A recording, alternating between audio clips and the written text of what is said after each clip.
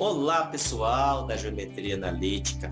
Na videoaula anterior, conhecemos o RN, onde aprendemos que a mesma estrutura geométrica presente no R3 pode ser agora estendida para o conjunto de todas as NUplas de números reais, tornando o RN um espaço euclidiano.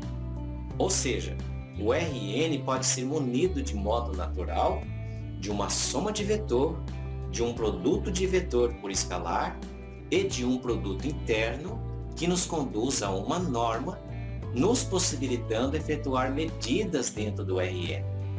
Na videoaula de hoje, nós vamos utilizar esta boa estrutura do RN para estudar dois objetos específicos: as retas de RN nas suas equações paramétricas e os hiperplanos, onde vamos aprender que um hiperplano de Rn é um ente geométrico de dimensão n-1.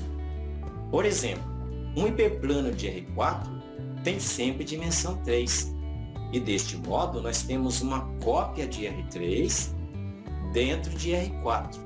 É este o objetivo da videoaula de hoje.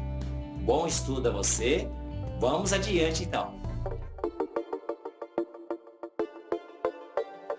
Muito bem, minha gente. Dentro do espaço euclidiano Rn que conhecemos na videoaula anterior, quero tratar de dois objetos geométricos bastante específicos: as retas e os hiperplanos. Eu inicio falando destas retas. Assim posso falar de uma reta passando por determinado ponto de Rn. No entanto, se eu fixo um ponto, eu tenho uma infinidade de retas que passam por este ponto, de modo que apenas o ponto fixado não é suficiente para determinar uma única reta. Preciso de mais informações, na verdade, de um ponto e da direção da reta. Aí então eu começo a olhar para todas as combinações lineares deste vetor direção não nulo. Combinações como essas daqui, onde t é uma constante real negativa, zero ou positiva. Pego este vetor e somo com o vetor p. A soma desses dois vetores, nós sabemos que dá um terceiro vetor, que aqui eu estou chamando de x. Muito bem.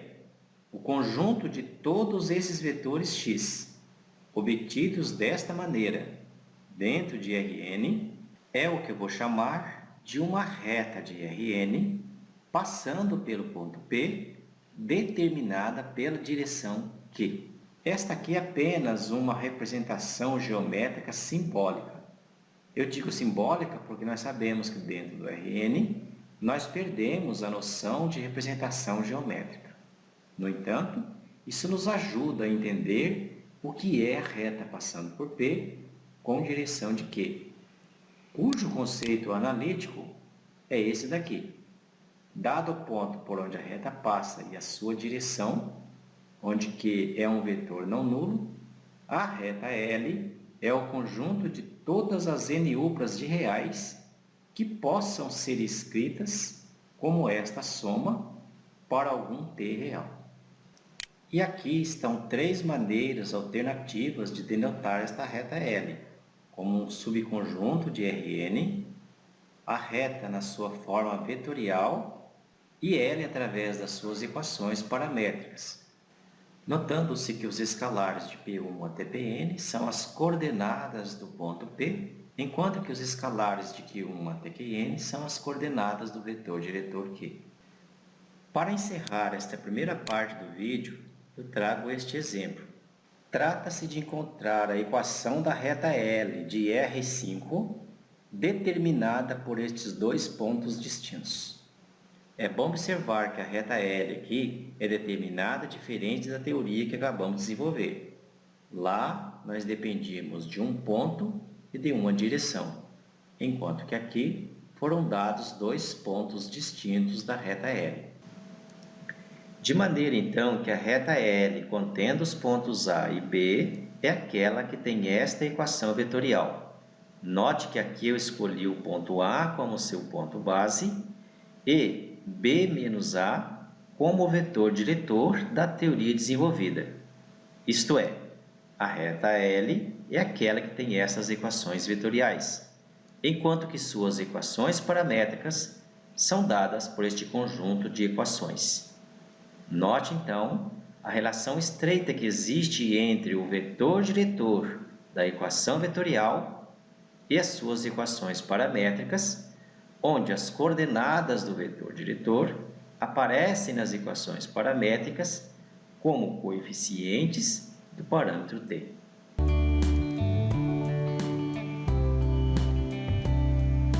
Vejam bem, o objetivo desta parte do vídeo é tratar sobre o conceito de hiperplano, mas eu quero começar isto a partir deste exemplo de equação de plano na sua forma cartesiana.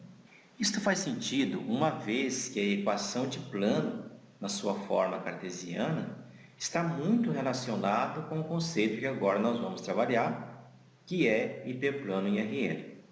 Olha só, dada a equação de um plano na sua forma cartesiana, eu sempre posso colocar uma das variáveis da equação em função das outras duas, qualquer que seja esse exemplo. Aqui eu vou colocar o y em função de x e de z, porque está mais fácil de isolar o y.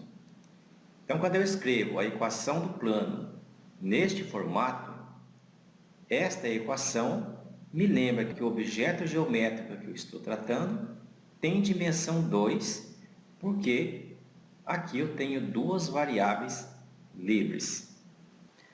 Além disso, a equação do plano neste formato me dá automaticamente as suas equações paramétricas, bastando chamar x de s e z de parâmetro t. Então, essas duas maneiras de expressar a equação deste plano me lembra sempre que o plano é um ente geométrico de dimensão 2. Bom, o objetivo agora é escrever esta equação usando o produto interno. Para isto, eu considero seu vetor normal e um ponto dele. Muito bem, a partir desses dois dados do plano, posso afirmar que o plano contendo o ponto P com o vetor normal n é o conjunto de todas as ternas de R3, tal que estes dois produtos internos sejam iguais. É bom observar que o segundo membro desta equação é sempre uma constante, uma vez que P e N estão fixados. Ou de outro modo, este plano é constituído pelas ternas de números reais, tal que esta soma é igual a zero. Mostrando que, de fato, o plano que estamos considerando neste exemplo coincide com este conjunto, porque ambas as equações são iguais. O próximo passo da análise consiste em imitar isso que nós fizemos para R3, agora dentro do ambiente Rn. Então, vamos escolher os elementos correspondentes. Em correspondência com este vetor normal, eu escolho esse vetor n grande não nulo em Rn. Em correspondência com P, eu fixo um ponto qualquer de Rn. De modo que esses dois elementos fixados de Rn determinam este conjunto de todas as n uplas de reais, tais que estes dois produtos internos são iguais. E de novo é bom notar que este segundo membro é sempre uma constante, uma vez que tanto P quanto N são dois elementos fixados de Rn, onde N é não nulo. Consequentemente, da mesma maneira que obtemos a equação cartesiana deste plano, nós obtivemos este objeto. Vamos lembrar mais uma vez que na equação cartesiana do plano, eu sempre posso colocar uma das variáveis dependente das outras duas, nos lembrando sempre que o plano tem dimensão 2. Este objeto, por sua vez, é um subconjunto de Rn. Logo, esta equação envolve n variáveis. Mas como n é não nulo, uma das variáveis pode sempre ser colocada em função das outras n menos 1 variáveis. Isto nos indica que este subconjunto de Rn tem dimensão n menos 1. Este conjunto, dependendo sempre de P e de N fixados, é que chamamos de hiperplano de Rn. E aqui, neste caso, estamos falando do hiperplano que contém P e é perpendicular a N, com dimensão N menos 1. Por exemplo, todo hiperplano de R5 tem dimensão 4. Todo hiperplano de R6 tem dimensão 5. Portanto, se estamos falando de um hiperplano de R3, este hiperplano terá dimensão 2. Ou seja, um hiperplano de R3 é a equação de um plano. Em particular, este é um hiperplano de R3, contendo este ponto P com o vetor normal n. E como exemplo final, quero encontrar a equação de um hiperplano TR5 que contenha estes 5 pontos distintos. Interessante que este exemplo já começa nos ensinando. Ensina que em R5 eu preciso de no mínimo 5 pontos distintos para determinar o hiperplano. Se eu tivesse em R4, eu necessitaria de 4 pontos distintos. Então veja que este exemplo já é diferente da teoria que eu acabei de abordar. Lá nós demos um ponto e um vetor normal. Aqui não. Aqui nós demos 5 pontos e mesmo assim queremos determinar essa equação do hiperplano. Embora este exemplo seja levemente diferente da teoria abordada, para a resolução desse exercício, eu ainda proponho a teoria que acabamos de elaborar. Então, eu preciso determinar um vetor normal do hiperplano que eu estou procurando. E preciso de um ponto P por onde passa o hiperplano. Como ponto P, eu vou escolher um desses 5 pontos. Por exemplo, vou escolher o primeiro. Escolho P1 como sendo P e, a partir daí, vou procurar um vetor que seja normal ao meu hiperplano. Logo, a resolução desse exercício consistirá em encontrar estas 5 variáveis, de modo que estou procurando um hiperplano que contenha o ponto P1 e que seja normal a este vetor. E este hiperplano precisa conter os pontos de P2 até P5. O ponto P1 foi excluído desta sequência, uma vez que colocando-se P1 no lugar desse x, produzirá uma igualdade óbvia sem utilidade. Veja bem, quando eu digo que P2 deve pertencer ao hiperplano, significa que ele satisfaz esta equação quando substituído no x. E da mesma forma, para P3, P4 e P5, me conduzindo a este sistema linear. Logo, o cálculo destes produtos internos me dá este sistema equivalente ao anterior. Simplificando cada uma dessas equações, chegamos neste sistema homogêneo envolvendo as componentes do vetor normal que eu devo encontrar. Como este sistema possui 4 equações, mais 5 variáveis, significa que uma destas variáveis é livre e eu posso arbitrar qualquer valor para ela.